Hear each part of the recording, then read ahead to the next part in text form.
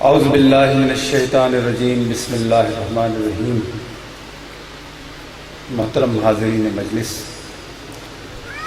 امت مسلمہ اور اسلامی تحریکیں،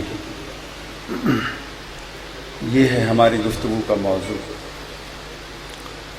اور اس موضوع کے بعض پہلو ایسے ہیں کہ جن کو ہمارے انفرادی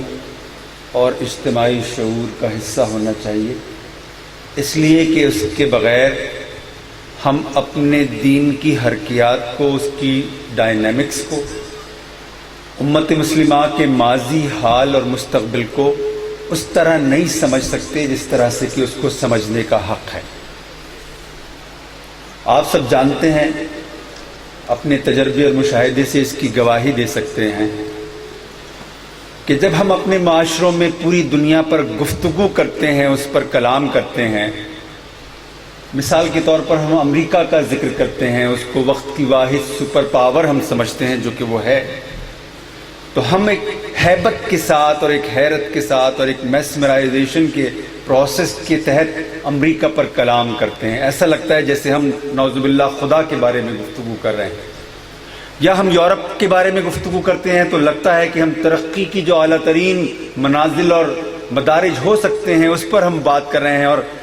ایک بہت احساس کمتری کے ساتھ ہم اس پر کلام کرتے ہوئے پائے جاتے ہیں۔ ہم چین سے متاثر ہیں، ہم کوریا سے متاثر ہیں، ہم جاپان سے متاثر ہیں، ہم بھارت سے متاثر ہیں، لیکن جیسے ہی ہماری محفل میں کہیں امت مسلمہ کا ذکر آتا ہے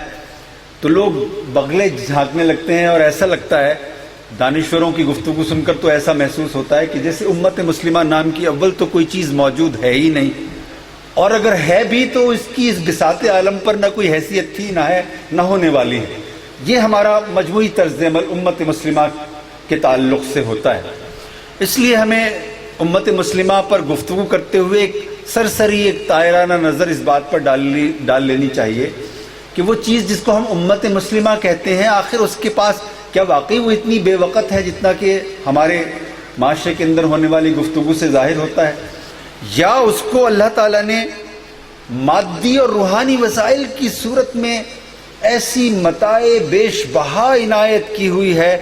جس کا کوئی قوم، کوئی دوسری ملت، کوئی دوسری امت تصور بھی نہیں کر سکتی۔ میں مادی جو حقائق ہیں امت مسلمہ کے، چند مادی حقائق ابھی آپ کے سامنے پیش کروں گا۔ آپ نے ان سے واقف ہوں گے، لیکن شاید ان کو مربوط کر کے ایک تصویر کی صورت میں آپ نے کبھی نہیں دیکھا ہوگا۔ وہ چیز جس کو آپ امت مسلمہ کہتے ہیں، 57 آزاد ریاستوں پر مشتمل ایک حقیقت ہے، اور اس دنیا میں اتنا بڑا کلسٹر کسی دوسری امت، کسی دوسری ملت اور کسی دوسری قوم کے پاس نہیں ہے۔ ہندو 1 ارب کی آبادی رکھنے والی قوم ہے، اور ان کے پاس دنیا میں صرف 2 ملک ہیں، ایک ہندوستان اور ایک نیپال۔ چین 1 ارب 30 کروڑ کی آبادی کا ملک ہے، اس کے پاس صرف ایک ملک ہے چین، یا آپ ہانگ کانگ کو بھی شامل کر لیں تو 1.5 ملک بنتا ہے۔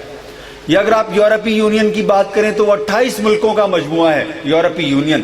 لیکن جس چیز کو آپ امت مسلمہ کہتے ہیں وہ 57 آزاد ریاستوں پر مشتمل ایک حقیقت ہے، اور ان 57 آزاد ریاستوں کا جغرافیہ 2 کروڑ اسکوائر کلومیٹر پر مشتمل ہے۔ اس امت مسلمہ کے پاس دنیا میں تیل کے معلوم ذخائر کا 60% موجود ہے، گیس کے ذخائر کا 70% موجود ہے، اور اس امت مسلمہ کی آبادی پر اگر آپ نظر ڈالیں، سن 1940 کے اعداد و شمار کے مطابق سن 1940 میں امت مسلمہ کی مجموعی آبادی 36 سے 38 کروڑ کے درمیان تھی۔ آج جب ہم سن 2013 میں یہاں کھڑے ہو کر بات کر رہے ہیں، اس وقت امت مسلمہ کی آبادی 1 ارب 60 کروڑ نفوس پر مشتمل ہے، اور اس آبادی کی اہمیت یہ ہے کہ یہ آبادی 3% کی شرح سے بڑھ رہی ہے، اور یہ کسی ایک خاص جغرافیے کے اندر محدود نہیں ہے۔ یعنی یہ صرف امت مسلمہ کے دائرے میں محصور حقیقت نہیں ہے، بلکہ اس روئے زمین پر اگر حقیقی معنوں میں کوئی عالمگیر امت ہے تو وہ صرف اور صرف امت مسلمہ ہے۔ چین 1 ارب 30 کروڑ کی آبادی کا ملک ہے، لیکن اس کی آبادی ایک خطے کے اندر، ایک جغرافیے کے اندر محدود ہے۔ ہندوستان ایک بڑی آبادی رکھنے والا ملک ہے، 1 ارب اس کی آبادی ہے، لیکن ہندوؤں کی اکثریت ایک خاص جغرافیے کے اندر محدود اور محصور ہے۔ لیکن وہ چیز جس کو آپ امت مسلمہ کہتے ہیں اس کی پریزنس گلوبل ہے، عالمگیر ہے۔ دنیا کا کوئی ملک، دنیا کا کوئی خطہ ایسا نہیں ہے جہاں مسلمان قابل ذکر، قابل لحاظ تعداد میں موجود نہ ہوں۔ اگر آپ یورپ کے نقشے پر نظر ڈالیں تو اس وقت یورپ کے نقشے پر مسلمانوں کی پریزنس، وہاں مسلمانوں کی آبادی 3.5 کروڑ سے متجاوز ہے، جو سن 2025 میں 5 کروڑ سے متجاوز ہوگی، اور سن 2050 میں ایک پروجیکشن کے مطابق ان کی آبادی 10 کروڑ افراد پر محیط ہوگی۔ میں یورپ کی بات کر رہا ہوں، اور یہی معاملہ باقی دنیا کے خطوں کا ہے۔ آپ اپنے پڑوسی ملک ہندوستان کا ذکر کرتے ہیں، وہاں پر مسلمانوں کی آبادی پاکستان کی مجموعی آبادی سے زیادہ ہے، 20 سے 22 کروڑ، 25 کروڑ کے درمیان ان کی پروجیکشن آتی ہے۔ تو وہ چیز جس کو آپ امت مسلمہ کہتے ہیں وہ مادی اعتبار سے بے پناہ وسائل کی حامل ملک ہے، حامل ملت ہے، اور میں نے ان وسائل کا ذکر نہیں کیا جن کی تفصیل بہت طویل ہو جائے گی، یعنی چونکہ ہماری گفتگو کا موضوع نہیں ہے ان کے وسائل، اس لیے میں نے چند چیزیں آپ کے سامنے عرض کی۔ اور اگر آپ امت مسلمہ کے روحانی وسائل پر ایک نظر ڈالیں تو آپ کو معلوم ہوگا کہ امت مسلمہ کے پاس جو کچھ ہے وہ دنیا کی کسی امت کے پاس ہے ہی نہیں۔ صرف وہ چیز جس کو آپ کلمہ طیبہ کی میراث کہتے ہیں، جو دنیا کی سب سے بڑی متاع ہے، اس سے بڑی متاع کا تصور انسان کر نہیں سکتا۔ لا الہ الا اللہ محمد رسول اللہ، اس سے بڑی متاع نہ کبھی پیدا ہوئی ہے، نہ آج موجود ہے، نہ آئندہ کبھی موجود ہوگی۔ یہ متاع اگر اس روئے زمین کے اوپر کسی امت کے پاس موجود ہے تو وہ صرف امت مسلمہ ہے۔ اور جب میں یہ بات کہہ رہا ہوں تو اس بات کی اہمیت کا اندازہ اس چیز سے کیجئے، اس وقت دنیا کی آبادی 7 ارب نفوس پر مشتمل ہے، اور ان 7 ارب نفوس میں 2 سے 2.5 ارب انسان ایسے ہیں اس 21ویں صدی میں جو کفر میں پیدا ہوتے ہیں، کفر میں زندہ رہتے ہیں اور کفر کی حالت میں مر جاتے ہیں۔ آپ کا پڑوسی ملک چین جس کی آبادی 1 ارب 30 کروڑ ہے، اس سے اگر آپ 6 کروڑ مسلمانوں کو منہا کر دیں تو باقی جو آبادی ہے وہ کفر میں پیدا ہوتی ہے، کفر میں زندہ رہتی ہے اور کفر کی حالت میں مر جاتی ہے۔ یورپ جس کی ترقی کے آپ گن گاتے ہیں، جس سے آپ میسمرائز ہیں، اس کی 70 سے 80% آبادی کسی خدا پر، کسی مذہب پر ایمان نہیں رکھتی۔ آپ اس کو کرسچن یورپ سمجھتے ہیں، وہ پریکٹیکل اعتبار سے ایک سیکولر یورپ ہے۔ اور اس آبادی میں 7 ارب انسانوں کی آبادی میں مزید 2 سے 2.5 ارب انسان ایسے ہیں جو شرک میں پیدا ہوتے ہیں، شرک میں زندہ رہتے ہیں، شرک کی حالت میں مر جاتے ہیں۔ آپ کا پڑوسی ملک ہندوستان جس کی آبادی 1 ارب 20 کروڑ ہے، اگر اس سے 20 کروڑ مسلمانوں کو منہا کر دیں تو 1 ارب ہندو شرک میں پیدا ہوتے ہیں، شرک میں زندہ رہتے ہیں، شرک کی حالت میں مر جاتے ہیں۔ ایک سطح پر وہ 3 خداؤں کو مانتے ہیں اور اس سے اگلی سطح پر وہ 33 کروڑ خداؤں پر ایمان رکھتے ہیں۔ اور یہ صرف ہندوؤں کا معاملہ نہیں ہے، اس کے سوا بھی بہت ساری ایسی ملتیں ہیں جو شرک ایجاد کیے بیٹھی ہیں۔ چنانچہ جب آپ امتوں کی اس فہرست کے اندر امت مسلمہ کا جائزہ لیتے ہیں تو یہ حقیقت سامنے آتی ہے کہ جس امت کے پاس توحید کی امانت ہے، رسالت کی امانت ہے، وہ صرف اور صرف امت مسلمہ ہے۔ اور آپ کو پتا ہے کہ لا الہ الا اللہ محمد رسول اللہ کے بغیر نہ دنیا کے اندر فلاح ممکن ہے، نہ آخرت کے اندر فلاح ممکن ہے۔ اور جب میں آپ سے یہ بات کہہ رہا ہوں تو میں اس دنیا کی بات بھی کر رہا ہوں کہ جو ہماری اس موجودہ دنیا سے بہت زیادہ طویل زندگی عطا کرنے والی دنیا ہے۔ یعنی رسول اکرم صلی اللہ علیہ وسلم نے فرمایا کہ تم موجودہ دنیا اور آخرت کی دنیا کی زندگی کا اگر تم موازنہ کرنا چاہو تو تم سمجھو کہ اگر تمہاری انگلی پر لگے ہوئے میں تم سے پوچھوں کہ تمہاری انگلی پر کتنا پانی ہے تو صحابہ نے کہا کہ چند قطرے۔ رسول اکرم صلی اللہ علیہ وسلم نے فرمایا کہ یہ اس دنیا کی زندگی ہے اور آخرت کی زندگی اس کے مقابلے پر ایک سمندر کی طرح ہے۔ تو یہ سمندر کی زندگی صرف ان لوگوں کا مقدر ہے جو لا الہ الا اللہ محمد رسول اللہ پر ایمان رکھتے ہیں۔ اور وہ چیز جس کو آپ قرآن مجید فرقان حمید کہتے ہیں،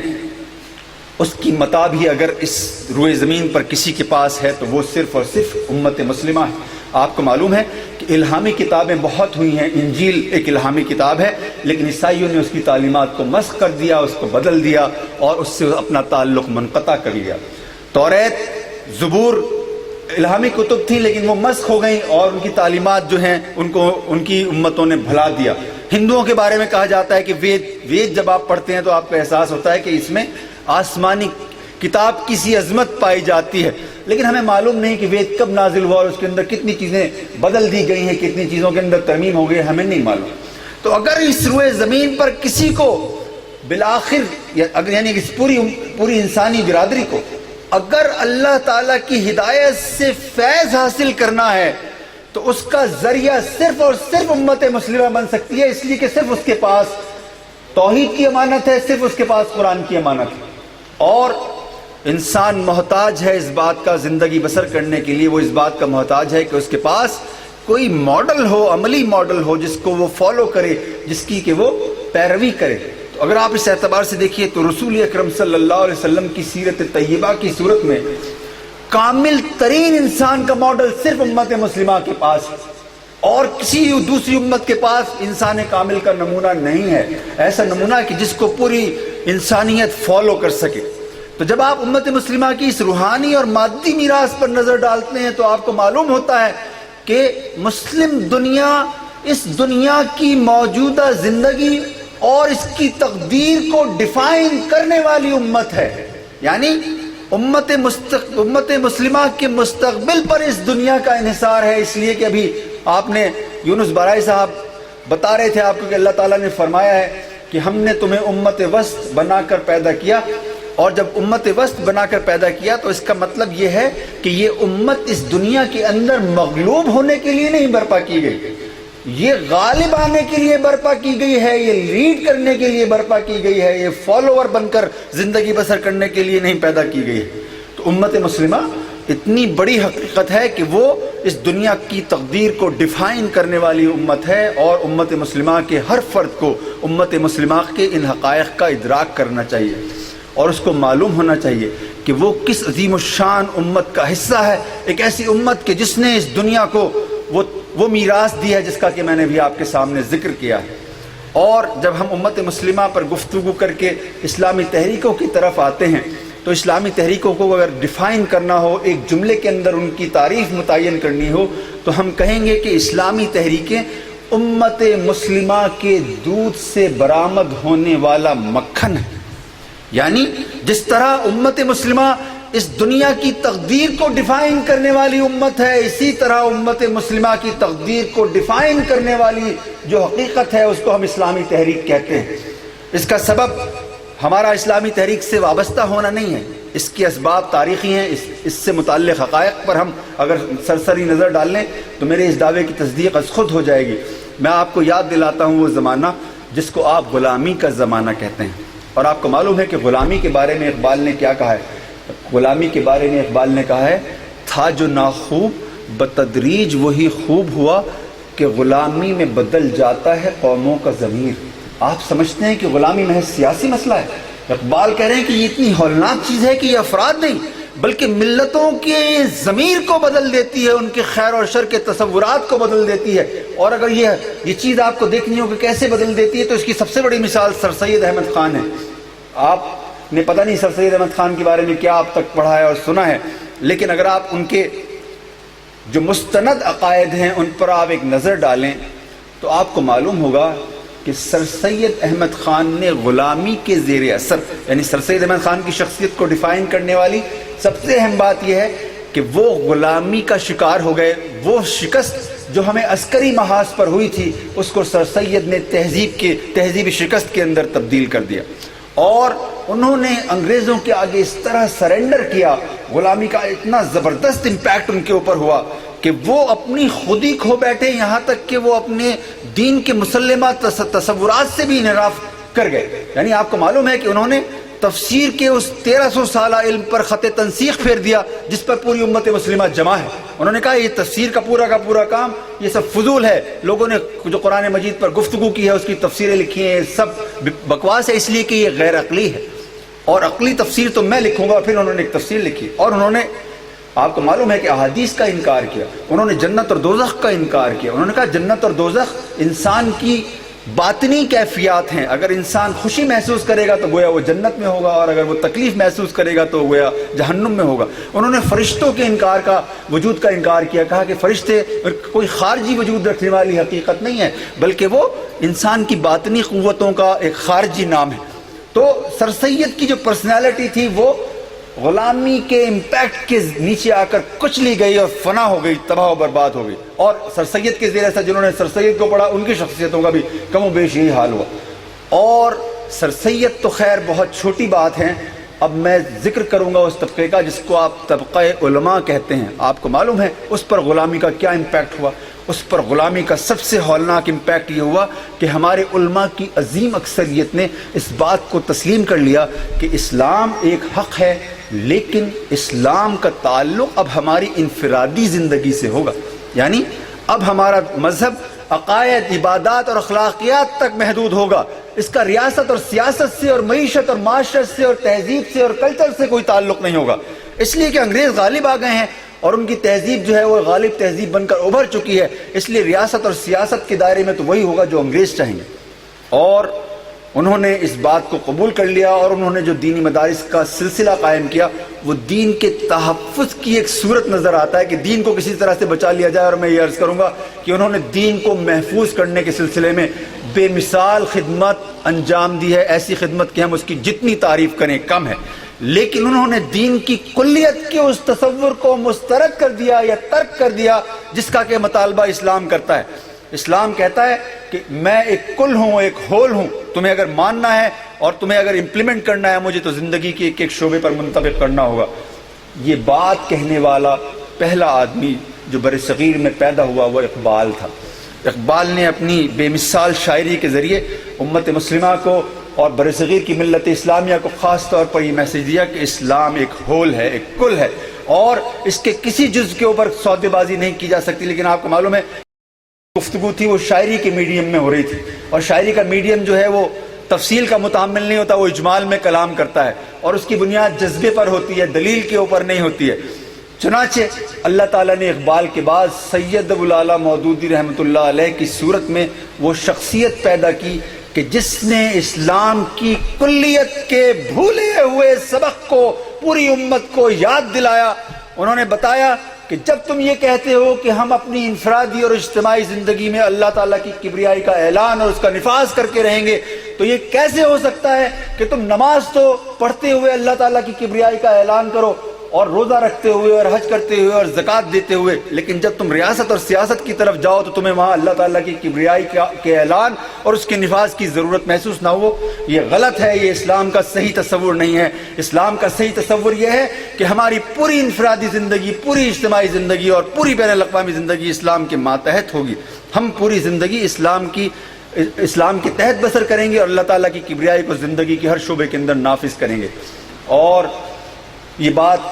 بر صغیر میں سید ابو الاعلیٰ مودودی رحمۃ اللہ علیہ نے کہی اور مشرق وسطیٰ میں یہی بات سید حسن البنا اور ان کے بعد آنے والے لوگ تھے انہوں نے کہی. اور اسلامی تحریک کا یہ سفر 70 سال کا سفر اتنا اہم ہے، اتنا نتیجہ خیز ہے کہ اس وقت آپ عالم اسلام کے اندر جو تغیرات رونما ہوتے ہوئے دیکھ رہے ہیں یہ تمام تغیرات اقبال، مولانا مودودی، حسن البنا شہید کی اور حسن البنا کی فکر کا حاصل ہے. اور اس فکر کو ڈیفائن کرنے والے جو چیدہ نکات ہیں میں ان کا آپ کے سامنے ابھی ذکر کیے دیتا ہوں. ملتوں کی، امتوں کی تاریخ میں کوئی تحریک نتیجہ خیز نہیں ہو سکتی اس وقت تک جب تک کہ وہ حق کی بنیاد پر جد و جہد کرنے والی تحریک نہ ہو. اور جن تحریکوں کا ہم ذکر کر رہے ہیں ان کی 70 سال کی تاریخ اس بات پر گواہ ہے کہ انہوں نے حق کی بنیاد پر اپنی تنظیمیں قائم کی اور حق کی بنیاد پر انہوں نے جد و جہد کی تاریخ رقم کی. اور جب کوئی قوم،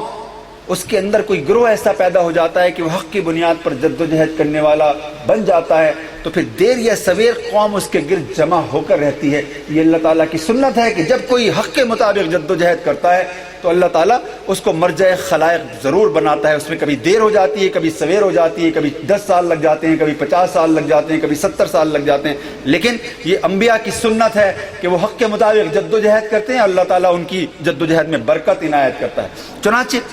جو اسلامی تحریکیں اس وقت آپ کو پورے عالم اسلام کے اندر کام کرتی ہوئی نظر آ رہی ہیں انہوں نے چونکہ حق کے مطابق جد و جہد کی ہے تو اس لیے اللہ تعالیٰ نے ان کے کام کے اندر برکت ڈالی ہے. آپ کو معلوم ہے کہ سید ابو الاعلیٰ مودودی رحمۃ اللہ علیہ کا کام، ان کی کتابیں دنیا کی 75 زبانوں میں ترجمہ ہو کر پوری دنیا میں پھیل چکی ہیں. اور آپ کو معلوم ہے جب کسی آدمی کا تاریخ میں جب کبھی کسی آدمی کا کام اتنے بڑے پیمانے پر ٹرانسلیٹ ہوتا ہے تو اس کی صرف 2 بنیادیں رہی ہیں تاریخ کے اندر. ایک یہ کہ کوئی حاکم وقت کسی عالم دین کے اوپر مہربان ہو جاتا ہے، وہ کسی وجہ سے اس کو پسند آ جاتا ہے اور وہ ریاست کے وسائل اس کی فکر کو عام کرنے کے لیے لگا دیتا ہے۔ تو الحمدللہ سید العالم مودودی رحمۃ اللہ علیہ کو تو کبھی کسی ریاست کی، کسی حکومت کی سرپرستی حاصل نہیں رہی۔ یا ہم اپنے عصری زمانے میں، اپنے اس حال کے زمانے میں ہم دیکھتے ہیں کہ اگر کسی شخص کو نوبل پرائز مل جاتا ہے، ادب کا نوبل انعام مل جاتا ہے، تو وہ ساری دنیا کے اندر پاپولر ہو جاتا ہے اور دنیا کے 2-3 بڑے پبلشرز اس کی کتابوں کو ٹرانسلیٹ کرا دیتے ہیں 25-30 زبانوں کے اندر۔ تو مولانا ابوالعلا مودودی رحمۃ اللہ علیہ کو کبھی نوبل پرائز بھی نہیں ملا، لیکن اس کے باوجود چونکہ ان کی جدوجہد حق کے مطابق تھی اور دین کے غلبے کے لیے تھی، اس لیے جماعت اسلامی کی کوششوں سے قطع نظر بھی سید ابوالعلا مودودی کی فکر کو اللہ تعالیٰ نے پوری دنیا کے اندر عام کر دیا۔ اور جب ہم یہ بات کہتے ہیں تو ہمیں یہ یاد رکھنا چاہیے کہ محض حق کے مطابق جد و جہد کرنا کافی نہیں ہے، بلکہ اللہ تعالیٰ یہ دیکھتا ہے کہ جو شخص یہ کہہ رہا ہے کہ میں حق کے مطابق جد و جہد کر رہا ہوں، کیا وہ حق کی راہ میں، اس کے راستے میں قربانی بھی دے سکتا ہے؟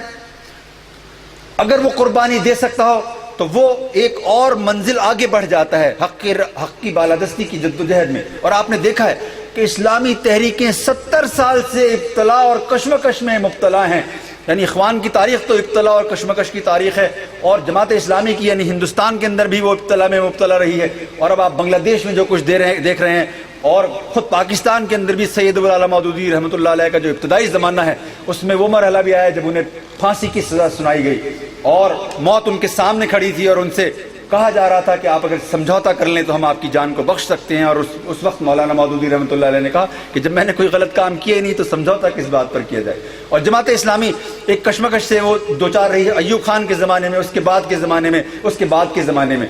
تو اسلامی تحریکوں نے حق کے مطابق جد و جہد بھی کی ہے، قربانیاں بھی دی ہیں، لیکن صرف حق کے مطابق جد و جہد کرنا اور قربانیاں دینا کافی نہیں ہوتا، بلکہ اللہ تعالیٰ یہ بھی دیکھتا ہے کہ یہ لوگ قربانی دے کر کہیں اس پر پچھتاتے تو نہیں ہیں، کہیں کسی اس فکر میں تو مبتلا نہیں ہوتے کہ ہم سے کوئی غلط کام ہو گیا ہے، کیا یہ استقامت کا مظاہرہ کر سکتے ہیں؟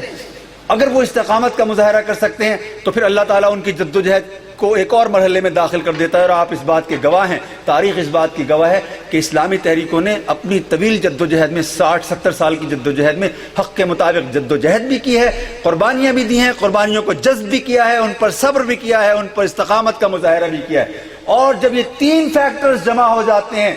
تو پھر وہ چیز نازل ہوتی ہے جس کو آپ نصرت الہی کہتے ہیں۔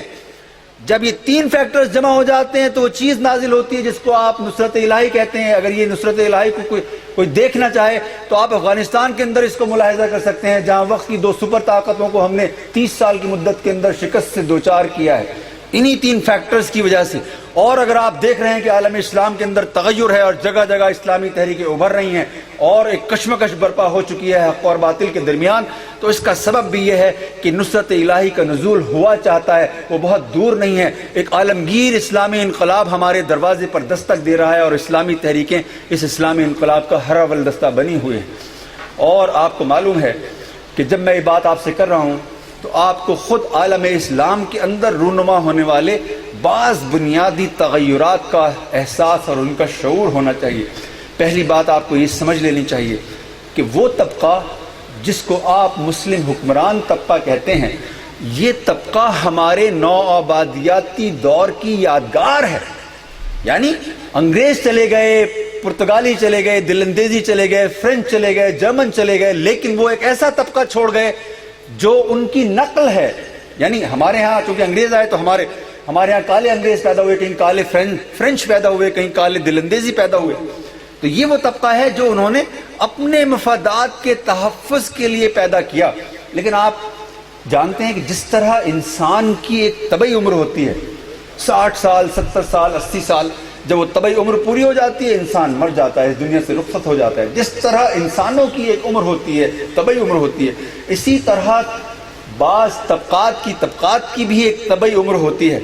آپ کو اس طبقے کے بارے میں یہ جان لینا چاہیے کہ یہ طبقہ من حیث طبقہ اپنی طبعی عمر پوری کر چکا اور یہ فیڈ آؤٹ ہو رہا ہے اور تاریخ کے کوڑے دان میں پھینکا جا رہا ہے۔ یعنی یہ طبقہ فیڈ آؤٹ ہو رہا ہے، ہسٹری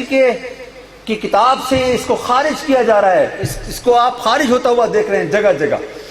اور یہ طبقہ محض خارج نہیں ہو رہا ہسٹری کے پیجز سے. آپ کو معلوم ہے کہ گورن کرنے کے 4 اصول ہیں, حکمرانی کے 4 اصول ہیں. نمبر 1, سب سے بلند ترین سطح یہ ہے کہ حکمرانوں کی اخلاقی ساخت غیر معمولی ہو اور وہ اخلاقی ساخت کی بنیاد پر رول کرنے والے ہوں. یعنی سوسائٹی کہ بھائی یہ سپیریئر لوگ ہیں, یہ مہذب لوگ ہیں, یہ پڑھے لکھے لوگ ہیں, یہ ایماندار لوگ ہیں, یہ اس قابل ہیں کہ یہ رول کریں, یہ حکمرانی کریں. تو الحمدللہ اس وقت پورے عالم اسلام میں کہیں کوئی ایسا حکمران موجود نہیں ہے جس کی کوئی اخلاقی ساکھ ہو. اس کی کوئی اخلاقی ساکھ نہیں ہے. اس کی اخلاقی ساکھ اگر تھی تو وہ تباہ ہو چکی, برباد ہو چکی, فنا ہو چکی. اس کے پاس اب کوئی اخلاقی ساکھ نہیں ہے, وہ اخلاقی ساکھ پر رول کرنے والا طبقہ نہیں ہے. جب کسی طبقے کے پاس سے اخلاقی ساکھ ختم ہو جاتی ہے تو پھر ہم یہ دیکھتے ہیں کہ کیا اس کے پاس دلیل کی قوت ہے, وہ دلیل سے گورن کرنے والا ہے. اس لیے کہ جب اخلاقی ساکھ نہیں رہتی تو پھر انسان دلیل سے گورن کرتا ہے. اور آپ دیکھ رہے ہیں پورے عالم اسلام کے اندر اس وقت جو صورتحال پیدا ہوئی ہے, اس سے یہ پتہ چل رہا ہے کہ اس طبقے کے پاس دلیل بھی کوئی نہیں ہے. یہ اپنے اپوننٹس کو جس طرح سے کچل رہا ہے اس کے لیے وہ کوئی دلیل نہیں دے رہا ہے. تاریخ سے, مذہب سے, اخلاق سے, کردار سے وہ کوئی دلیل نہیں لا رہا ہے. کوئی دلیل اس کے پاس نہیں ہے, نہ اخلاقی ساکھ ہے نہ دلیل ہے. اگر یہ بھی نہ ہو تو پھر یہ دیکھا جاتا ہے کہ کیا کسی طبقے کے پاس سوسائٹی کو گورن کرنے کے لیے انتظامی اہلیت ہے. تو آپ عالم اسلام کے اوپر ایک نظر ڈالیں تو آپ کو پتہ چلے گا کہ پورا عالم اسلام سیاسی بحران میں مبتلا ہے, معاشی بحران میں مبتلا ہے, اخلاقی بحران میں مبتلا ہے, ہر طرح کے بحران میں مبتلا ہے. اس سے یہ پتہ چلتا ہے کہ اس طبقے کے پاس کوئی انتظامی اہلیت نہیں ہے. اگر ہوتی تو عالم اسلام کا وہ حشر نہ ہوتا جو کہ اس وقت آپ دیکھ رہے ہیں. تو جب یہ 3 فیکٹرز منا ہو جاتے ہیں تو صرف ایک فیکٹر باقی رہ جاتا ہے اور وہ طاقت کا فیکٹر ہوتا ہے. چنانچہ آپ دیکھ رہے ہیں کہ عالم اسلام پر مسلط حکمران طبقہ اب عالم اسلام کو صرف طاقت کے ذریعے سے گورن کرنے کی کوشش کر رہا ہے. اور طاقت تو بہت سے لوگوں کو نظر آتی ہے لیکن اس کی کمزوری ذرا کم لوگ دیکھ پاتے ہیں. طاقت کی سب سے بڑی کمزوری یہ ہے کہ جب تک آپ کسی شخص کو تماچا نہیں مارتے وہ آپ کے تماچے سے ڈرتا ہے. آپ اس سے کہتے ہیں میں تجھے تماچا مار دوں, اس لیے کہ اس کی قوت سے آگاہ نہیں, اسے پتہ نہیں ہوتا کہ جب آپ تماچا ماریں گے تو پھر کیا ہوگا. لیکن جس لمحے آپ تماچا مارتے ہیں اس کو تماچے کی طاقت پتہ چل جاتی ہے, اس پر یہ راز آشکار ہو جاتا ہے کہ تماچے سے کچھ بھی نہیں ہوتا. پھر آپ کو 2 تماچے مارنے پڑتے ہیں, پھر 4 مارنے پڑتے ہیں, پھر 8 مارنے پڑتے ہیں, 10 مارنے پڑتے ہیں. طاقت کے استعمال کو بڑھانا پڑتا ہے. اور جب آپ طاقت کا استعمال بڑھاتے ہیں تو معاشرے کے اندر عام بغاوت کی کیفیت پیدا ہو جاتی ہے. دنیا کے اندر جتنے بھی انقلابات رونما ہوئے ہیں وہ اسی طرح کی سچویشن میں رونما ہوئے ہیں کہ حکمران طبقے کی اخلاقی ساکھ تباہ ہو گئی, دلیل اس کے پاس نہیں رہی, انتظامی اہلیت بھی اس نے کھو دی اور طاقت کا بہیمانہ استعمال اس نے کیا. چنانچہ پوری سوسائٹی اس کے خلاف کھڑی ہو گئی. اس وقت عالم اسلام کے اندر ٹھیک یہی منظر ہے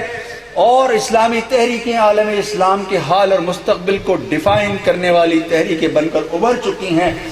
کہیں وہ بالکل سامنے ہیں اور کہیں ان کو ابھی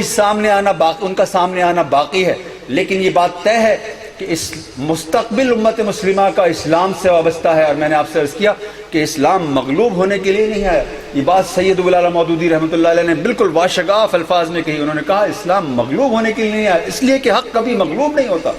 اس کی مغلوبیت ایک عارضی منظر تو ہو سکتی ہے, عبوری منظر تو ہو سکتی ہے, لیکن مستقل منظر نہیں ہو سکتی. اسلام مغلوب ہونے کے لیے آیا, اسلام غالب ہونے کے لیے آیا. تو جب اسلام غالب آئے گا تو امت مسلمہ غالب آئے گا. جب امت مسلمہ غالب آئے گی تو اس کو لیڈ کرنے والی اسلامی تحریکیں ہوں گی. اور ابھی بارائی صاحب جو تھے وہ آپ کو یہ بات یاد دلا رہے تھے, انہوں نے فوکس نہیں کیا. میں تھوڑا سا فوکس کرتا ہوں کہ آپ اقبال کی اور مولانا مودودی کی باتوں کو تو شاید نظر انداز بھی کر سکتے ہوں گے, لیکن وہ ہستی کہ جس نے مجھے اور آپ کو تخلیق کیا ہے, خلق کیا ہے, جس نے اس دنیا کو پیدا کیا ہے, جو اس دنیا کی تقدیر کو گورن کر رہا ہے, جو اس دنیا کی تقدیر کو آخری شکل دینے والی ہستی ہے, جو اس دنیا کا سب سے بڑا مصنف ہے یعنی اللہ تعالیٰ, اس نے اپنی سب سے بڑی کتاب قرآن مجید فرقان حمید میں صاف کہا ہے. اس نے کہا ہے کہ ہم اس دنیا میں اپنے نور کا اتمام کر کے رہیں گے, خواہ یہ بات کافروں کو کتنی ہی ناگوار کیوں نہ لگے. تو جب اللہ تعالیٰ نے کہہ دیا کہ وہ اپنے نور کا اتمام کر کے رہے گا تو یہ اتمام تو اسلامی کے دائرے میں ہوگا اور تو کسی دائرے میں ممکن نہیں ہے. تو پھر امت مسلمہ کا اور اسلام کا غلبہ تو یقینی ہے. آج نہیں تو کل نہیں تو پرسوں یہ منظر ضرور طلوع ہو کر رہے گا. اور میں آپ کو یاد دلاؤں گا, اللہ کے بعد ہمارے لیے جو ہستی سب سے زیادہ قابل احترام ہے وہ ہے رسول اکرم صلی اللہ علیہ وسلم کی ذات گرامی. آپ کو میں رسول اللہ صلی اللہ علیہ وسلم کی وہ حدیث مبارکہ یاد دلاؤں گا جس میں رسول اللہ صلی اللہ علیہ وسلم نے فرمایا کہ میرا زمانہ رہے گا جب تک کہ اللہ تعالیٰ کو منظور ہوگا، اور میرے بعد خلافت راشدہ کا زمانہ ہوگا، اور یہ زمانہ رہے گا جب تک کہ اللہ تعالیٰ چاہے گا، اور اس کے بعد ملوکیت ہوگی اور اس کا زمانہ رہے گا جب تک کہ اللہ تعالیٰ کو منظور ہوگا، اور اس کے بعد ایک کاٹ کھانے والی آمریت ہوگی اور اس کا زمانہ رہے گا جب تک کہ اللہ تعالیٰ کو پسند ہوگا، اور اس کے بعد دنیا ایک بار پھر خلافت علی منہاج النبوہ کے تجربے کی جانب لوٹے گی۔ تو جب رسول اللہ صلی اللہ علیہ وسلم نے کہہ دیا کہ دنیا خلافت علی منہاج النبوہ کے تجربے کی جانب لوٹے گی، تو دنیا کی ساری طاقتیں بھی اگر مل کر اس کام کو روکنا چاہیں تو یہ ان کے لیے ممکن نہیں ہے۔ اور ہم دیکھ رہے ہیں کہ عالم اسلام کے اندر جو تغیر رونما ہو رہا ہے